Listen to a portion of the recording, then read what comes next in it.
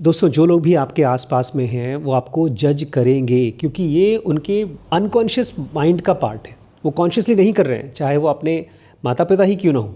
और ऐसा ना हो जाए कि उनका जजमेंट। नमस्ते दोस्तों। नमस्कार दोस्तों, स्वागत है आपका हमारे चैनल में। और आज का व्लॉग थोड़ा सा ज़्यादा ही लेट हम लोग शुरू कर रहे हैं।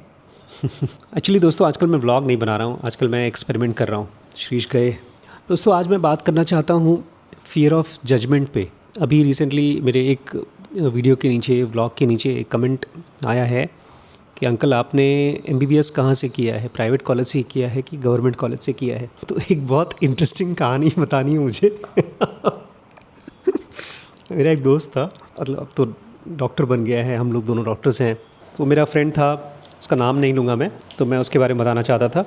यहाँ पर हमारा कॉलेज है A, ये मेरा घर है B, ये उसका घर है C, और यहाँ पर है गवर्नमेंट कॉलेज। ये था प्राइवेट कॉलेज और ये था गवर्नमेंट कॉलेज। तो जब भी हम लोग जब कॉलेज जाते थे तो पहले अपने घर से ट्रेन पकड़ के मेरे घर पे आता था, फिर मेरे घर से ट्रेन पकड़ के हम दोनों साथ में कॉलेज पहुंचते थे। यहाँ से यहाँ तक जाने का टाइम लगता था हम लोगों को टोटल 2 घंटे। लेकिन वो ऐसा नहीं करता था, वो हमेशा पहले अपने घर से जाता था इस तरफ, गवर्नमेंट कॉलेज की तरफ, फिर यहाँ से ट्रेन पकड़ के वापस आता था मेरे साथ यहाँ पर, और उसको इस प्रोसेस में लग जाते थे 3 घंटे। और पता है क्यों? क्योंकि उसको शर्म आती थी।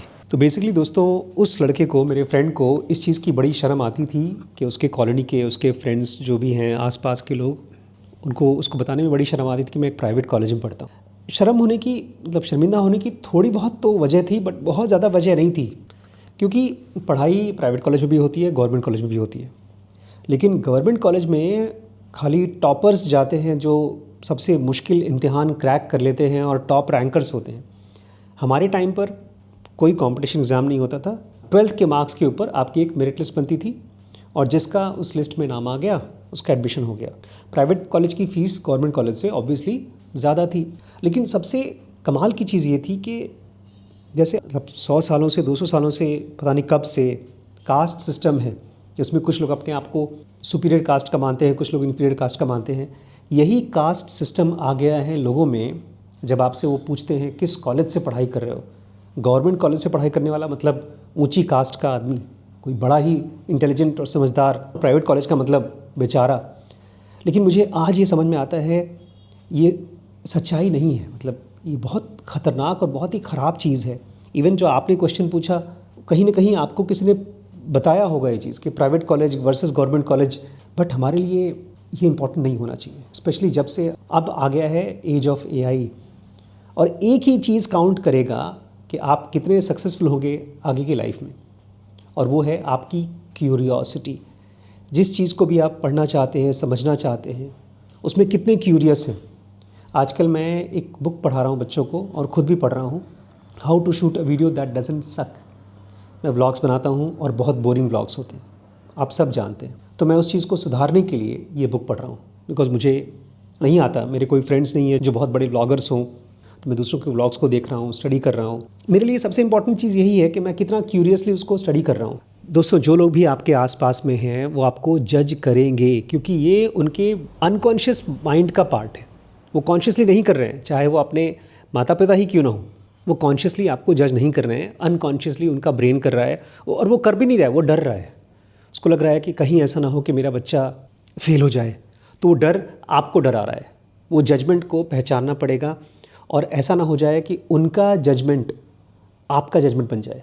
जब ज़नुका आई थी मेरे पास, उसके बाद खुद को बता दिया जो कुछ भी मेरे आसपास की दुनिया में हो रहा है वो पहले मेरे ब्रेन में आता है, और मेरे ब्रेन के केमिकल्स को चेंज करता है, फिर मुझे समझ में आता है, तो मैं उसको कंट्रोल कर सकता हूँ।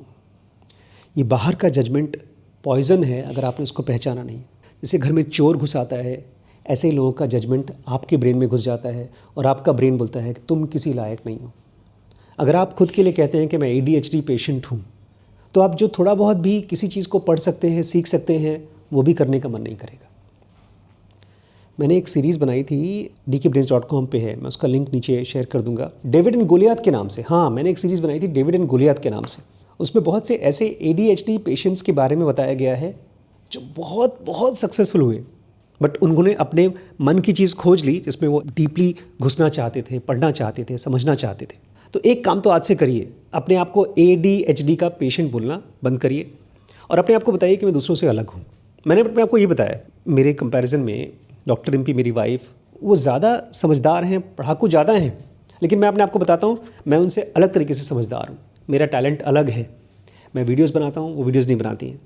वो पेशेंट्स को मुझसे ज़्यादा समझदारी से, मुझसे ज़्यादा गहराई में देखती हैं। आपको अपने आप को बताना पड़ेगा कि मैं दूसरों से अलग हूँ। जब भी कोई भी आपको जज करे, ये अपने आप को बताइए, बस सिंपली ये कह दीजिए कि मैं लोगों से अलग हूँ। और फिर धीरे धीरे अपने बारे में प्राउड फील करिए, एक रिस्पेक्ट फील करिए कि मैं जो भी चीज़ कर रहा हूँ, छोटी से छोटी चीज़ ही कर रहा हूँ, उसमें कुछ तो है ना। अरे एक चींटी भी कुछ काम करती है तो काम करती है ना।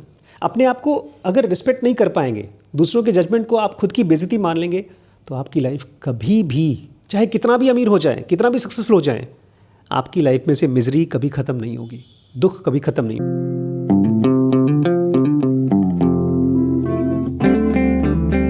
आइए आइए, आ जाइए। ये देखिए दोस्तों, हमारे साथ कौन मिले हैं, अमन भाई। नमस्ते दोस्तों। कल मैं अमन से कुछ सवाल पूछने वाला था, फिर अमन ने डर के मारे मुंह दिखा दिया, तो फिर सवाल पूछने का मन ही नहीं किया।